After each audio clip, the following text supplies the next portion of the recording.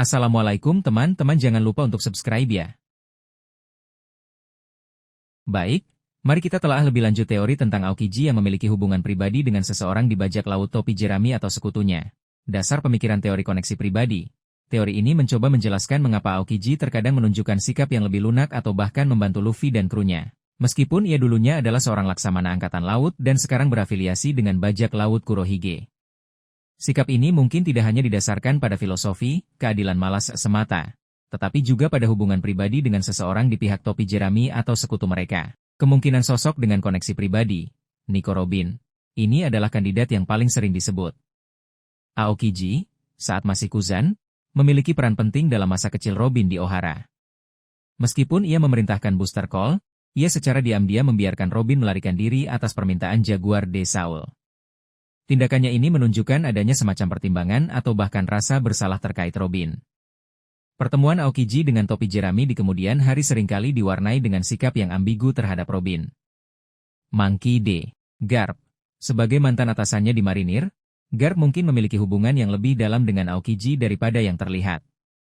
Beberapa teori berspekulasi bahwa Garp mungkin meminta Aokiji untuk mengawasi Luffy dari jauh atau bahkan melindunginya secara diam-diam. Kepergian Aokiji dari marinir bisa jadi merupakan bagian dari rencana yang lebih besar yang melibatkan Garp. Jaguar de Saul. Meskipun dianggap tewas, ada teori, walaupun kecil kemungkinannya, bahwa Saul mungkin masih hidup dan memiliki kontak dengan Aokiji. Hubungan baik Aokiji dengan Saul di masa lalu bisa menjadi alasan ia melindungi Robin dan berpotensi memiliki hubungan dengan Luffy, cucu Saul. Tokoh masa lalu yang belum terungkap.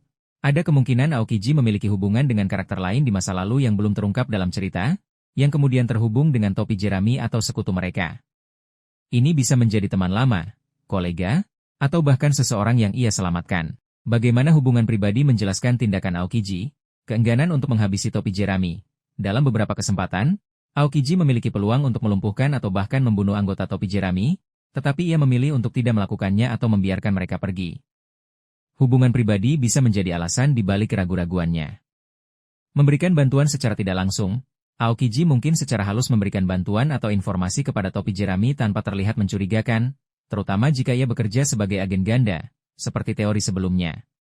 Memiliki pemahaman yang lebih dalam tentang Luffy, Aokiji mungkin melihat potensi atau memiliki harapan tertentu pada Luffy karena hubungannya dengan orang-orang di masa lalunya.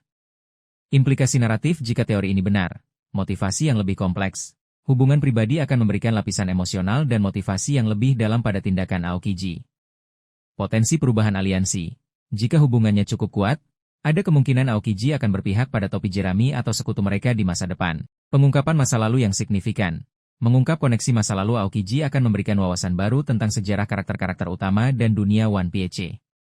Meskipun belum dikonfirmasi, teori tentang hubungan pribadi Aokiji dengan seseorang di pihak topi jerami atau sekutunya adalah penjelasan yang menarik untuk sikap ambigu dan tindakan misteriusnya. Terutama hubungannya dengan Robin memiliki dasar yang kuat dalam cerita yang sudah ada.